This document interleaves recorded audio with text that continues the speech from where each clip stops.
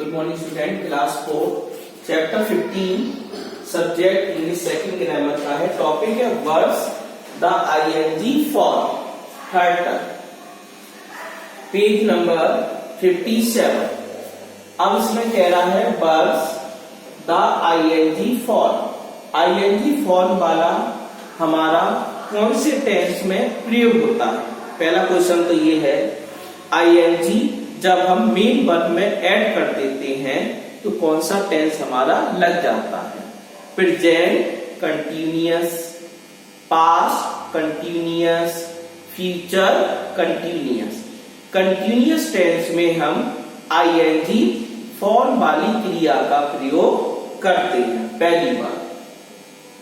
अब इसमें ये बताएंगे इंग्लिश में किन किन वर्ड में आईएनजी फॉर्म कैसे लगता है। देखो page number 57। The ING form of a verb is a very important form. जो आईएनजी फॉर्म वाला वर्ड होता है बहुत ही महत्वपूर्ण रूप होता है। फॉर इट इज यूज, यह प्रयोग किया जाता है इन मेनी डिफरेंट वेज, अलग अलग तरीकों में आईएनजी फॉर्म को प्रयोग कर सकते हैं।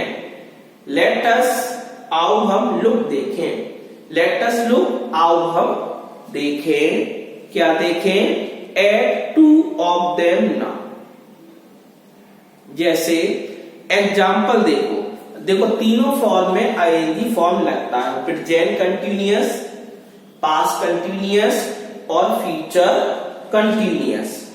अब देखो इसमें रचना इज डांसिंग। पहला sentence, Rachana is dancing. Rachana नृत्य कर रही है, रचना नाच रही। Rachana was dancing at a concert study. Rachana was dancing at a concert. Concert में रचना कल नाच रही थी। रचना विल बी डांसिंग, रचना नाच रही होगी एट ए कॉन्सर्ट टुमारो, कल नाच रही होगी। तीनों सेंटेंस हमारी यह क्लियर कर रहे हैं कि कौन सा टेंस इसमें लग रहा है और सबके अर्थ अलग अलग भिन्न भिन्न हो रहे हैं। रचना नाच रही थी, नाच रही है। रचना नाच रही थी, रचना नाच रही होगी। तीनों सेंटेंस के अर्थ अलग अलग टेंस में व्यक्त किए गए हैं।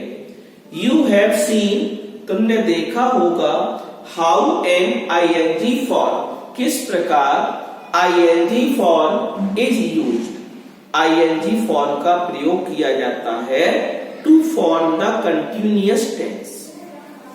कंटिन्यूअस टेंस में किस प्रकार आईएनजी फॉर्म का प्रयोग करते हैं। You must have also notice, आपने देखा भी होगा, that it needs helping words. जब हम आईएनजी फॉर्म का प्रयोग करते हैं तो हेल्पिंग वर्ब को लेना अति आवश्यक हो जाता है।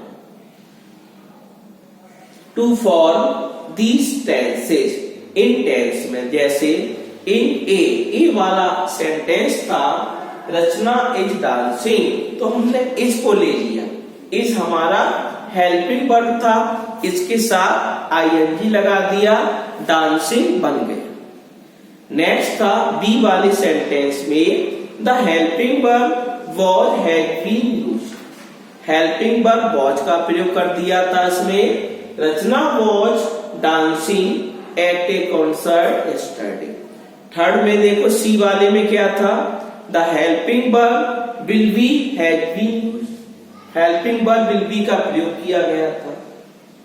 व्हाट इज मोर इम्पोर्टेंट, सबसे अधिक महत्वपूर्ण कौन सा है। Is that in all the three sentences, तीन वाक्यों में that the form of the main verb dancing remains unchange, so how we can identify the tense of the verb. फिर हम किस प्रकार जो वर्ब होगी उसको कैसे हम आइडेंटिफाई करते हैं।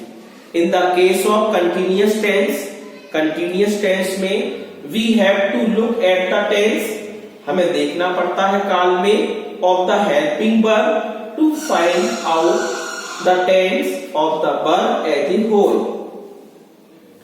अब in A the tense of the helping verb, जो helping verb होती है tense की, it tells us, हमको बताती है that the tense of the verb, जो क्रिया का काल होता है, is dancing, नाच रही है, is present continuous, यह पार्ट हमारा प्रेजेंट कंटिन्यूअस में चला जाता है.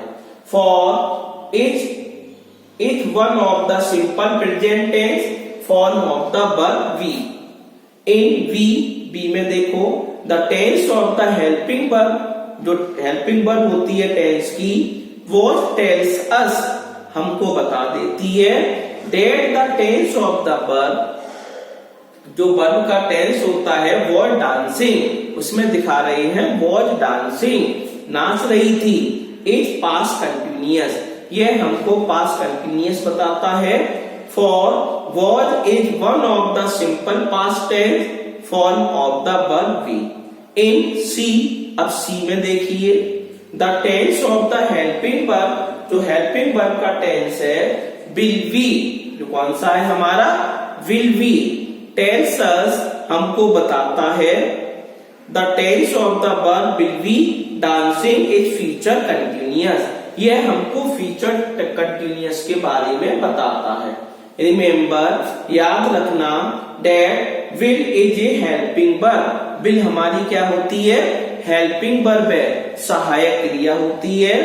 that is used, जिसका प्रयोग किया जाता है to form many different form, अलग अलग भिन्न भिन्न रूपों में इसका प्रयोग करते हैं.